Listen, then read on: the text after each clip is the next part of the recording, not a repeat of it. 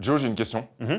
Dans le film Blade, avec Wesley Snipes, la mère de Blade, elle est mordue pendant sa grossesse et donc elle est morte. Oui, enfin, c'est ce qu'on pense, quoi. Bon, et depuis, il est donc aidé par Abraham Whistler, qui est joué par Chris Christopherson, c'est ça? Qui l'a recueilli lors de son adolescence. On est bien d'accord? Oui, ça, c'est le pitch du film. Oui. Donc c'est un peu son oncle. Ouais, oui. Le tonton du bled, quoi. Ouais, dis oui. Oui.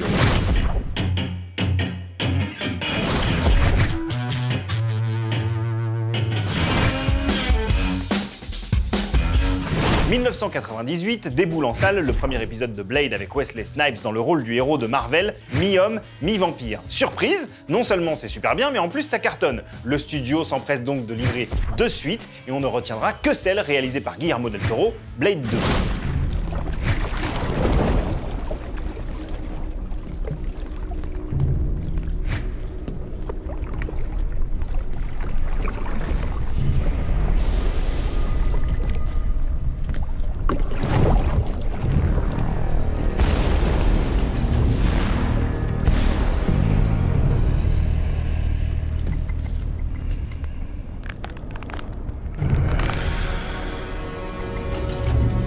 À l'époque, Wesley Snipes, c'est Money Train, c'est Demolition Man, New Jack City, Drop Zone, Soleil Levant. Un acteur un tantinet limité dans son jeu, on peut le dire, mais qui n'en demeure pas moins un pilier du box-office des années 90 et un visage pour la communauté afro-américaine. Puis arrivent les années 2000.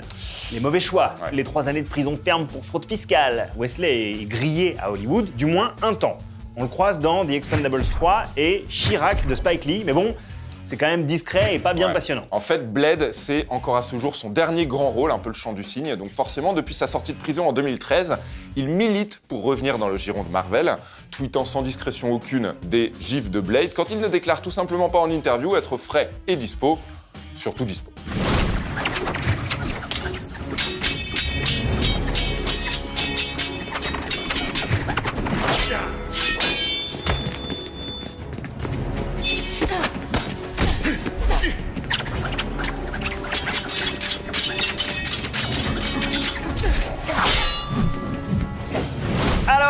Question à 100 millions, Wesley Snipes pourrait-il effectivement reprendre son rôle de Blade? Alors on a étudié, on s'est penché sur la question sérieusement avec Nico, Eh ben non, pas de suspense, taux de probabilité proche, voire égal à 0. Contrairement à ce que semble penser Snipes, le Marvel Cinematic Universe ne doit pas son succès à des nostalgiques de Blade.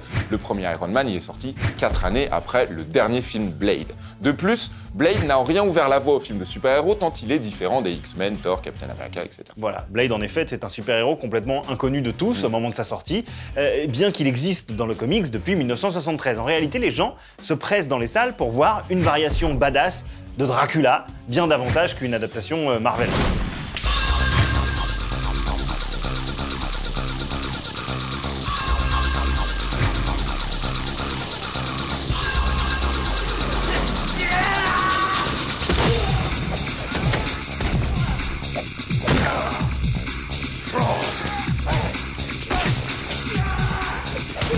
De plus, Marvel, cynique comme Hollywood l'est évidemment, n'a pas besoin de Blade ayant déjà réussi, grâce à Black Panther, son adaptation de super-héros black et martial. Attendez-vous donc, au minimum, à 2 suites de Black Panther, avant de voir Kevin Feige s'attaquer à une autre icône afro-américaine. C'est con, mais c'est comme ça.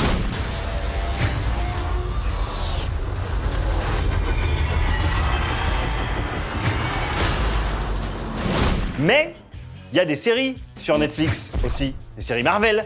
Et donc là, les probabilités sont un chouïa plus fortes, mais sans Snipes. Ça, on est prêt à le parier. À moins que 20 ans après le premier film, il ne reprenne son rôle dans le but d'une passation de pouvoir avec peut-être un nouveau Blade à la Highlander. Je vois pas le souci, c'est que Disney, propriétaire de Marvel, travaille en ce moment même sur sa propre plateforme de streaming. Donc les séries Marvel sur Netflix, c'est peut-être bientôt terminé. You look like an idiot. It's your scarf.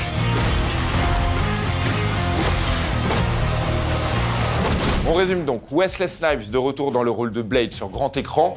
Non. Acteur ringard, mauvaise image, Black Panther est déjà là et le planning des sorties Marvel est bouclé jusqu'aux 60 ans de Wesley Snipes. Voilà. Mais à la télé, pourquoi pas dans le rôle d'un héros vieillissant, prodiguant simplement de bons conseils? Voilà. Bon, on a décodé pour vous cette rumeur du retour de Blade. La Blade rumeur. La Blade rumeur. rester à la cité, mon père m'a dit. Dans ce cas-là, je ramène tous mes amis.